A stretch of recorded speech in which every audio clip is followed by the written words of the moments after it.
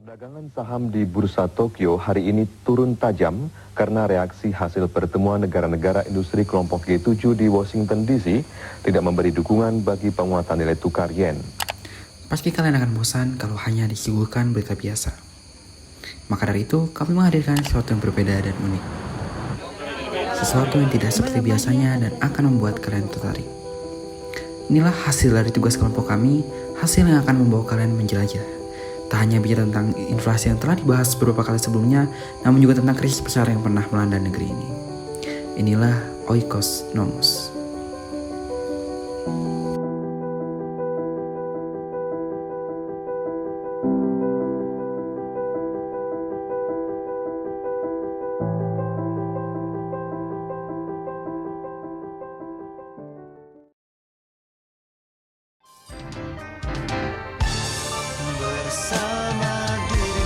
Akhir tahun 1990-an, perkembangan pesat terjadi di seantero Indonesia. Dari segi gaya hidup, pendapatan, hingga pembangunan infrastruktur mengalami perkembangan yang signifikan. Tentu tak semuanya merasakan hal serupa, tetap banyak ketimpangan dalam masyarakat. Namun, era ini bisa disebut sebagai era emas bagi pemerintahan Orde Baru, di mana prinsip ekonomi liberal yang terbuka akan pasar bebas terbentuk.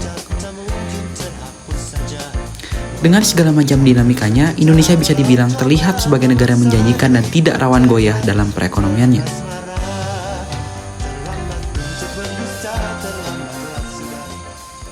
Namun, krisis moneter yang melanda Indonesia sejak awal Juli 1997.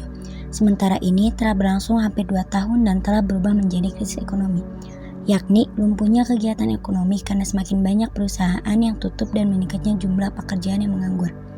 Krisis moneter ini terjadi meskipun fundamental ekonomi Indonesia di masa lalu dipandang cukup kuat dan disanjung-sanjung oleh Bank Dunia.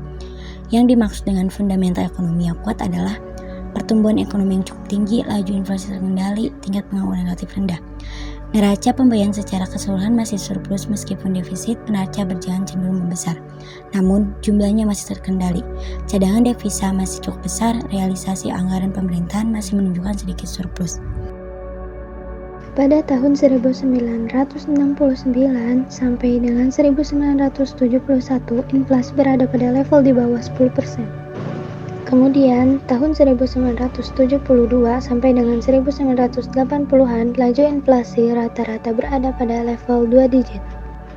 Dan pada tahun 1984 sampai dengan 1996, laju inflasi dapat dikendalikan pada level 1 digit.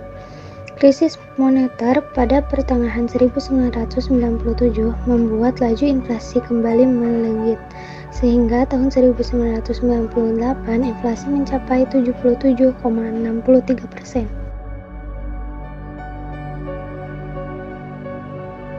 Penyebab utama dari terjadinya krisis yang berkepanjangan ini adalah merosotnya nilai tukar rupiah terhadap dolar AS yang sangat tajam. Berikut berbagai faktor menurut urutan kejadiannya.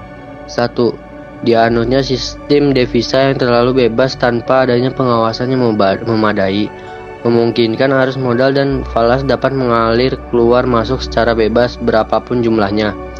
2. Tingkat depresiasi rupiah yang relatif rendah, berkisar antara 2,4% dalam kurung 1993 hingga 5,8% 1991, antara tahun 1988 hingga 1996 yang berada di bawah nilai tukar nyatanya, menyebabkan nilai rupiah secara kumulatif sangat overvalued. Akar dari segala permasalahan adalah utang luar negeri swasta jangka pendek dan menengah, sehingga nilai tukar rupiah mendapat tekanan yang berat karena tidak tersedia cukup devisa untuk membayar hutang yang jatuh tempo beserta bunganya.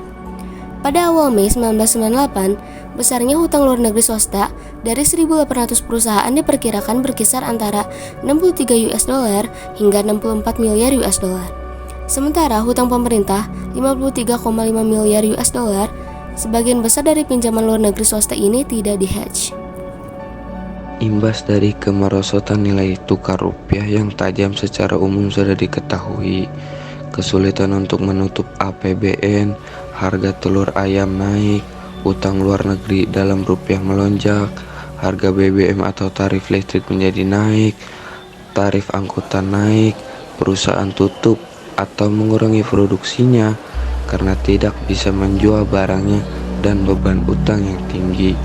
Toko menjadi sepi, PHK di mana-mana, investasi menurun karena impor barang modal menjadi mahal, biaya sekolah di luar negeri melonjak.